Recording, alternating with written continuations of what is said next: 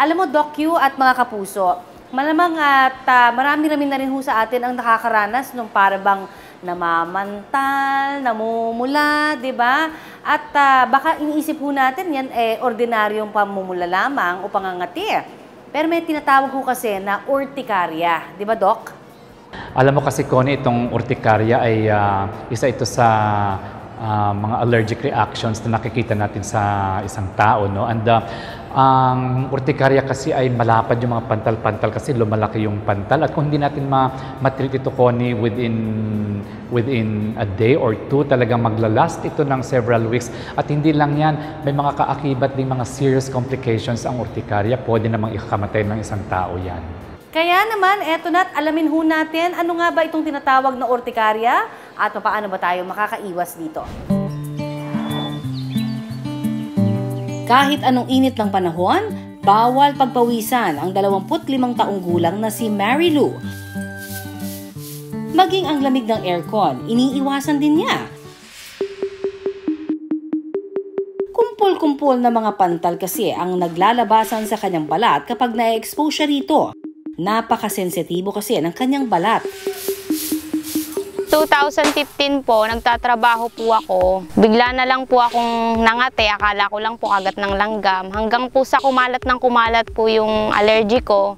Then, hindi lang po siya makati sa buong katawan, mahapdi po siya. Ang kondisyon na ito ng kanyang balat, napakalaki ng epekto sa buhay ni Mary Lou. Mainit po ang araw, nainitan po yung katawan ko, napawisan. Kusa na lang din po siya nalabas. Pag naman po malamig, kahit hindi naman po sobrang lamig or lamig naman po ng aircon, lumalabas din po siya, sobrang lala. Kung dati ay aktibo at hilig ang pagsasayaw, hindi na raw niya ito magawa ngayon.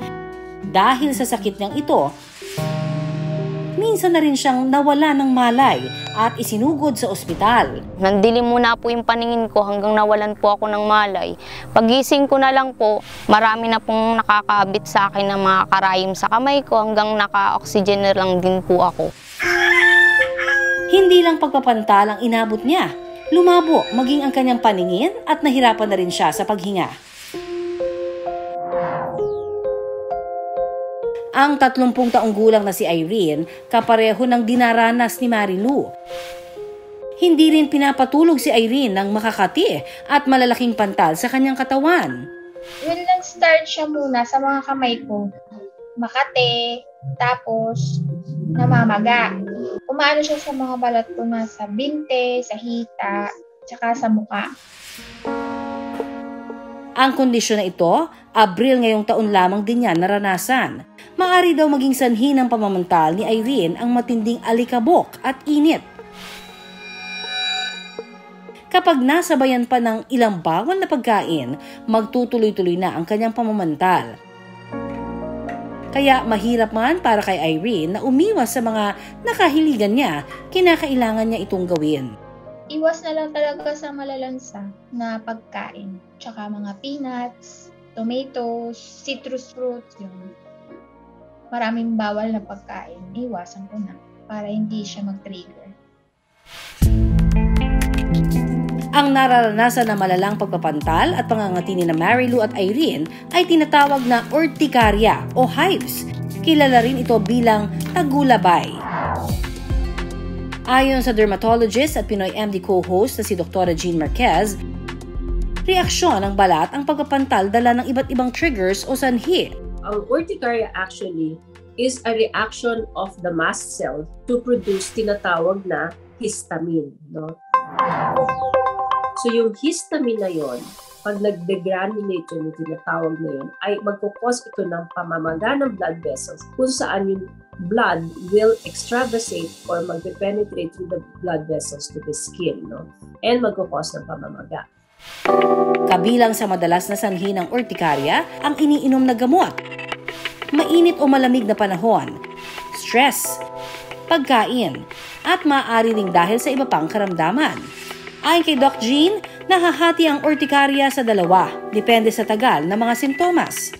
Tinatawag na acute urticaria, or this is the urticaria that occurs temporarily. Urticaria will last for more than 6 weeks, no, then it is called chronic urticaria. May mga pwede namang palatandaan para malaman na ang pagpapantal ay urticaria na nga. Usually kasi ang urticaria, bigla ang paglabas niya, no? Biglaan. No?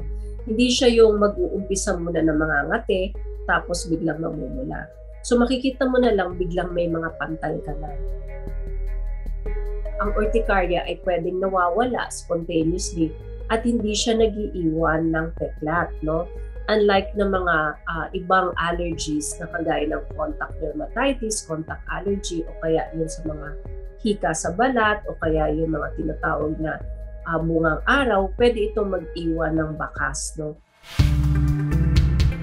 May gamot naman daw na maaring inumin para maibsan ang pamamantal dulot ng allergic reactions. Kapag meron ka na nito, bibigyan ka ng antihistamine, panglaban doon sa chemical na histamine para hindi na siya mag-worsen. Kapag naman ito ay sobrang lala at nahihirapan ka na rin, hindi ka nag-respond to an antihistamine, then you can be given an steroid, no? Payo ni Doc Jean, importanteng malaman at maiwasan ang mga triggers o sanhi para hindi maglabasan ang mga pantal. Lalo pa kung nakakaabala na ito sa pang-araw-araw na gawain. Magpatingin ka agad kayo sa doctor, no? Because we want to avoid yung ma-involve yung airways natin, yung nahihirapan kayong huminga, because that's a life-threatening situation. Kaya sina Marilu at Irene, hindi naman daw sila nagpapakachusi lang o nagmamaselan. Nagdodoble ingat lang daw sila sa kanilang kapaligiran. Lalo't biglaan daw umaatake ang pamamantal ng kanilang katawan. May iba nagtatagal ng years, may iba naman na days lang. Sa akin, sana matapos na nga rin. Since mga 1 week na rin ako hindi masyadong lumalapad, magpapantal lang siya pa isa-isa, tas mawawala. Umiwas na lang din po ako sa stress po at matulog ng naayon sa oras. Kumain po ng ng mga healthy pagkain. Iwasan din daw po yung mga dapat iwasan para iwas lumabas na rin po yung urticaria ko.